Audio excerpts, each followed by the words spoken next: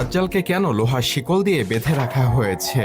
সহিহ হাদিস থেকে পাওয়া যায়, আজ থেকে 1450 বছর পূর্বে তামিমাত দারি নামক একজন খ্রিস্টান ব্যক্তি তার সঙ্গীদেরকে নিয়ে জাহাজে সমুদ্রে যাত্রা করেন।